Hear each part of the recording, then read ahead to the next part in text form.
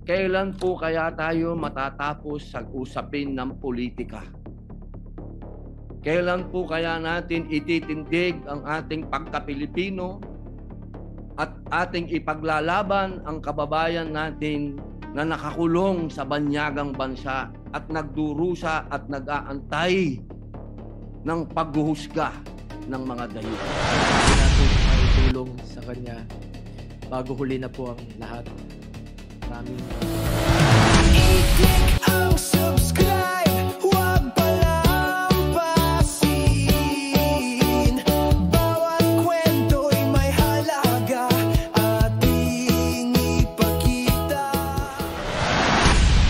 Sir President, I rise to appeal to our colleagues to support measures urging the government to advocate before the International Criminal Court for the interim release of former President Rodrigo Duterte, or just place the former president under house arrest.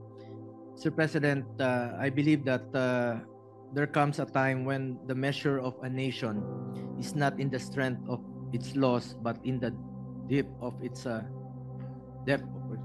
compassion. Ang tunay na malasakit, simpatya, at kalinga natin sa isa't isa ay ang totoong sukat ng ating makatarungan at makataong lipunan. Pilipino rin po si Tatay Digong. Last Saturday, nagpalabas po ng official statement si Vice President Sara Duterte hinggil sa insidente kung saan nadatnan ng mga personnel ng ICC detention facility si Tatay Digong na walang malay. Kinumpirma rin po ito ng kanyang abogado. Kinakailangang dalhin si Tatay Digong sa ospital upang masuri kung meron ba siyang injuries, lalo-lalo na po sa kanyang ulo.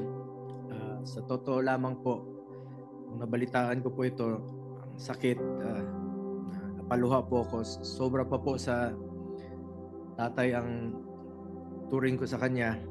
At kahit na hindi na po siya presidente, maalala ko December, November, monthly po siya nagpapa-medical check-up sa Cardinal, and he is scheduled nung March 12, December, January, February, March 12 para sa follow-up check-up niya. Kahit linggo po, sinasamahan ko yan at alam ko po yung mismo yung gamot niya. 27 po yung pinapadala ko sa kanya, nag-order yung mga nurse niya.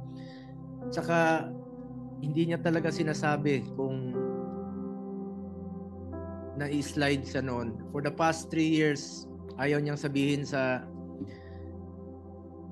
common law wife niya, sa partner niya si Ma'am Hanilet, na tinatago niya parati sa kanya. Sa akin siya tumatawag, sabi niya, wag mong sabihin. Ayaw ko nang magpa-check up. At ang makakapagdala sa kanya sa ospital, yung doktor lang po niya. Pag tinatakot namin siya through his doctor. Totoo po yun. Ang nakakatakot lang po ngayon, wala po siyang matatawagan, wala siyang masasabihan. At kilala ko po si Tatay Digong. Ano yun eh. Siya na mismo parang pagod na rin po siya. Parati niyang sinasabi noon, pagkatapos ng kanyang presidency, pagod na. Talagang tinamaan rin po yung kanyang katawan, yung kanyang edad. Sa kanyang edad at during the pandemic, maalala ko 2016, kasama si Senator Cayetano, miikot, sobrang lakas pa niya noon. Panahon ng pandemya, wala na. Talagang humina po siya na minsan natutumba lang. Siguro hindi ko na po mabilang sa kamay ko, ilang beses na po siyang natumba mismo sa bahay niya. Dahil sa mahina na yung tuhod, minsan nakakalimot na po siya. Pilipino naman po si Tatay Digong. Masakit lang po sa akin dahil sa totoo lang, sobra pa po sa tatay ang turing ko sa kanya. Mas nakakasama ko po siya for the past 25 years kesa sa totoo kong tatay. Totoong tatay ko, 5 taon ko hindi nakikita. Tatay Digong, 350 out of 365 days. Nakakasama ko siya until 2022 dahil tapos na po ko yung termino niya at may trabaho naman po ako dito sa Senado. Ang nakakalungkot po dito, baka God forbid, meron pang mas malalang mangyari sa susunod sa kanya. Mas nakakatakot po yun kung doon po mangyari ito sa ibang bansa. Ako po'y nakikiusap sa ating mga kasamahan, kahit nga sabi ni Senator Bato, suntok sa buwan po ito. Bago po huli ang lahat, sana po'y maramdaman naman niya yung ating suporta. Kahit paano naman po'y naglingkod po siya sa atin ng 6 na taon ng buong puso. Hindi na po tatakbo ng presidente, dapat yon. Pero sa hindi po inaasahang pagkakataon, tumakbo po siya at pili po ng Pilipino. Former President Duterte has absolutely no intention to evade or escape accountability. If any, ilang beses na niyang sinabi, he takes full responsibility for his decisions. Ang hinihingi lang po natin ay konting konsiderasyon lang po para sa isang Pilipino na naging leader natin noon, na talaga naman pong binigay niya po ang lahat para sa ating mga kababayan. Di po ako titigil sa aking pakikiusap sa lahat. Let's bring him home. Hindi po sanay mag-isa si former President Duterte. Mahirapan talaga yon. At hindi ko po alam kung hanggang kailan niya po matitiis na mag-isa. 2 araw lang, naghahanap ng kausap yon, naghahanap ng mapupuntahan. Sana po magkaisa po ang Pilipino. Sana po wag nating ipagkait kay Pangulong Duterte ang karapatang dito na po tumanda sa atin. Sana po matuldukan na po ang pagkawatak-watak nating mga Pilipino. Ang gulo na po ng ating bayan, mas lalong gugulo po kung merong mangyari sa kanya. Once again, I'm appealing to our colleagues to support and call for the house arrest of former President Duterte. Kung ano man pong pwede nating maitulong sa kanya bago huli na po ang lahat. Maraming salamat po, Mr. President. Ating pinunong mayorya. Una po sa lahat, gusto ko rin po magpasalamat sa mga senador na nagbigay po sa amin ng lakas loob upang ilapit po sa inyo itong usapin na ito. Alam niyo po, mga kasama, ang pagkakakilala ko po kay Tatay Digong, kaya po siya ay aking iniidolo. Ito pong taong ito ay matapang na tao. Nasa kanya po lahat ang katangian, parang isang katulad ko ay sumaludo. Pero dumadating po sa punto na ang isang tao ay tumatanda. Alam niyo po, kung ikukumpara ko yung pangungulungan ko dito sa Pilipinas sa pangungulungan ng ating Tatay Digong, ay napakalayo po. Sapagkat ang kulungan po natin ay hindi po parehas ng kulungan sa ibang bansa. Si Digong po ay nakakulong sa napakaliit na kwarto.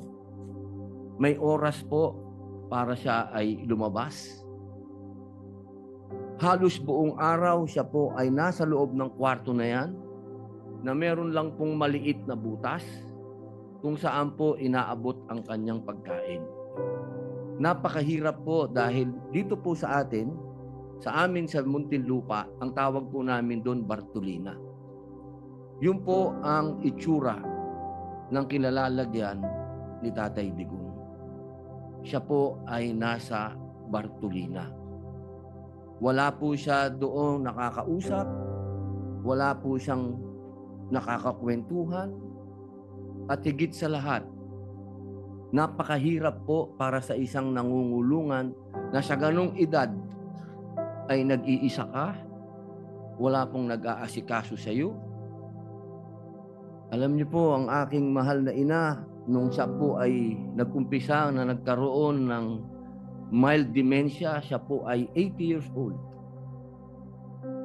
Ang aking pong ina ngayon ay 89, siya po ay may advanced dementia na. Kaya batid ko po kung ano ang hinagpis ng mga nagmamahal kay Tatay Digong. Kung paano po nakakalimot sa kanyang pangalan, nakakalimot sa pangalan ng mga anak niya, nakakalimot sa mga bagay na may kilalaman sa katawan niya, kung kailan siya dudumi, kung kailan siya iihi. Mga bagay po yan na inilalapit ko po sa ating mga kasamahan at sa mga kababayan natin kung sana po ay mapagbigyan ang aming kahilingan. Hindi naman po kami humihingi na siya po ay pakawalan. Ang hinihingi po namin, siya po ay maialis sa Bartolina. Iba po ang pangungulungan sa ibang bansa sa pangungulungan sa atin. Alam ko po, batid ko po. Meron pong mga katulad niya na nakulong dito sa bayan natin. Na mga politiko na nakulong dito sa bayan natin. Pero iba po na hindi ka nakakulong sa sarili mong bayan. Yun lamang po, mga mahal kong kasama dito bilang mga Pilipino.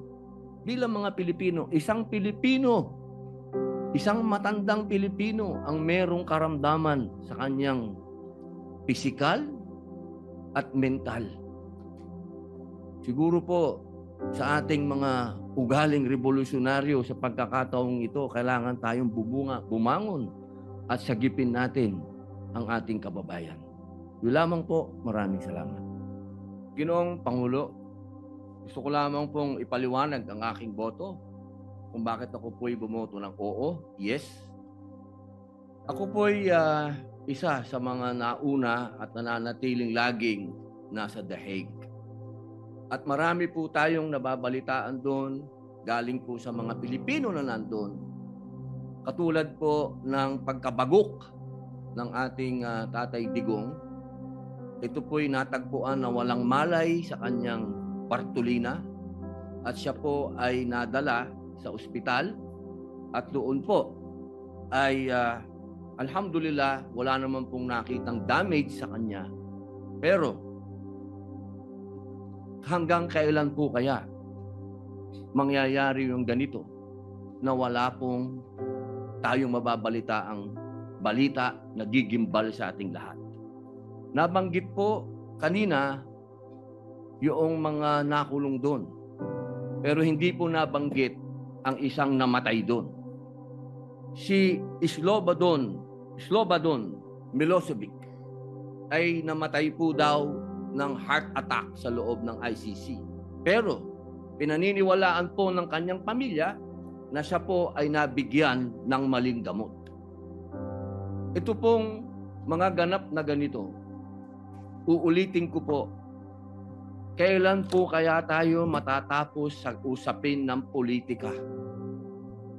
Kailan po kaya natin ititindig ang ating pagka-Pilipino at ating ipaglalaban ang kababayan natin na nakakulong sa banyagang bansa at nagdurusa at nag-aantay ng paghuhusga ng mga dayuhan?